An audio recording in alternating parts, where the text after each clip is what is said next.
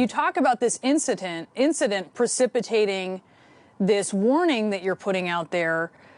Your department is citing clashes between protesters and law enforcement. The incident you're talking about didn't have anything to do with protesters.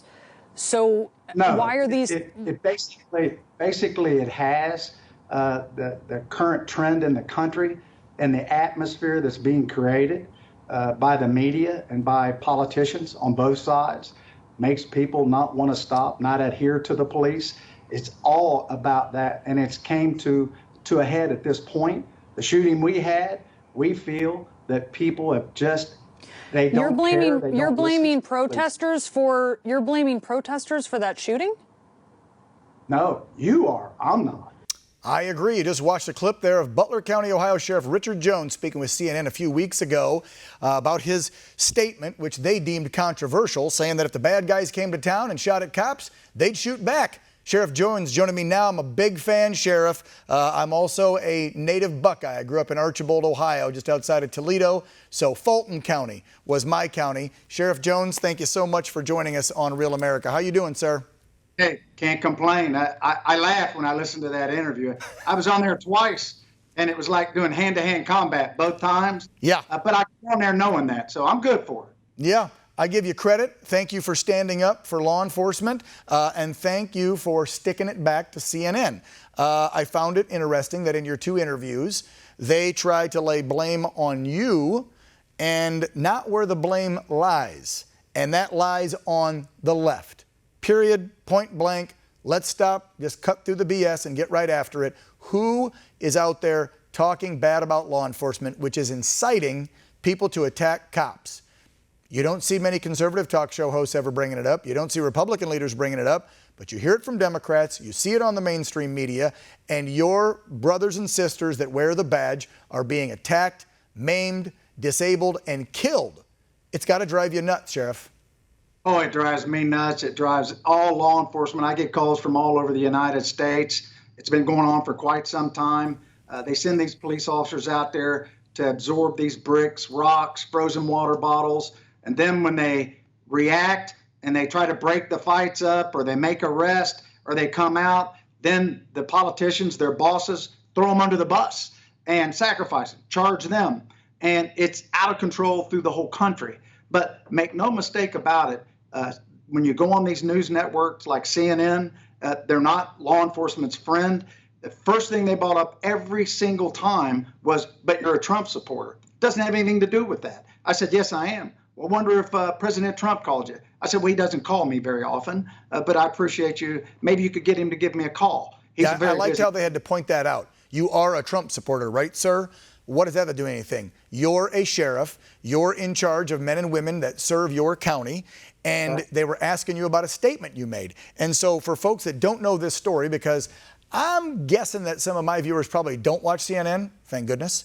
Let's back up and explain that to them. You were invited on 2 different occasions over the past 2 months, and the big controversial one was you made a very clear statement. You had some protesters in your town, in your county, something got out of hand, and you pretty much said if the bad guys come and decide to shoot at law enforcement, you said, we will shoot back. Hey, listen, and if you come at us with knives, we will shoot you. If you throw bricks at us, we look at that as deadly force. A brick will kill you. That's right. We don't have to let you beat us with a brick first and beat us severely and then think it's okay. We don't have to let you stab us 5 or 6 times. We don't have to let you shoot us 4 or 5 times or shoot us in the leg and beg you to stop. If you draw a gun on a police officer, they will shoot you. They don't have to wait till you shoot them first. That's the way it is. And when I said that, you'd have thought that I turned the waters loose on a giant dam and flooded the whole community.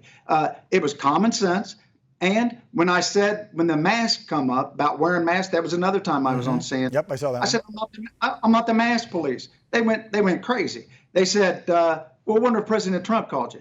Don't you believe that you're a Trump supporter, that if he told you that everybody had to wear a mask? I said, look, I wear a mask. I said, and I like wearing masks because nobody knows who the hell I am. So it works out pretty good. I was in the department store the other day and somebody said, I'm glad there's no police in there. I had a mask on. I said, me too. And so there's advantages to wearing a mask. And if you want to wear a mask, fine. But people in the community have had to lick. They're tired, they're wore out. The police are wore out. They've been attacked, they've been ambushed. And it's going to come to the suburbs. Make no mistake about it. If you think you live in a real fine place or an average place and you live away from the big cities, it's going to come there. The far left is going to drag these people into your communities, and bad things are going to happen. I also said people in our community have guns. Our gun stores still have guns to sell. The lines are long. They know how to use them. I actually train them for free. So you come here, hey, you're at your own risk. You can't go in people's houses and rob them, hurt them, assault them. Here, people that work for the news agencies, they won't allow you to get beat and stomped if you're a police officer. They'll actually come in and help you. Might not agree with you. They'll actually come in and help you. Sheriff Jones, you make a lot of just common sense statements that I think the average, everyday, middle American out there that's working their butt off to provide for their family gets and probably agrees with you, but might be scared to say so because of this whole cancel culture, political correctness crap that we've been dealing with now for the last 2 decades in this country. It really started, I think, in the late 90s, early 2000, and it's just been going and going. And also this victimhood. Everybody's a victim, and now things are turned upside down. You, the law enforcement, are the bad guys, and the bad guys that you arrest are the good guys, and they've literally flipped that narrative. Sheriff, they're wrapping me up, so I want more time with you because, like I said, I think you're a common sense guy. I'm sure that lots of law enforcement leaders out there feel the exact same way you do, but if they're in the big cities like in LA or wherever, they've got a microscope on them. Like you said, they've got their elected leaders that aren't backing them up, so they can't do their job. So unfortunately, we're going to have more attacks on officers.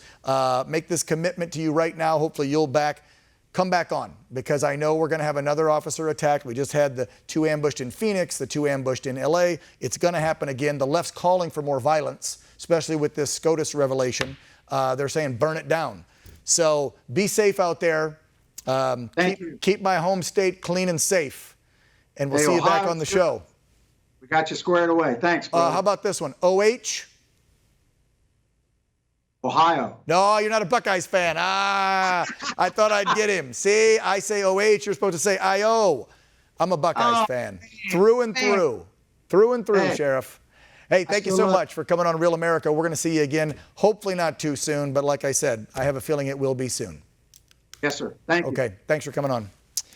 Coming up after the break, he's running for Congress in New York's 14th district, trying to unseat the very controversial AOC.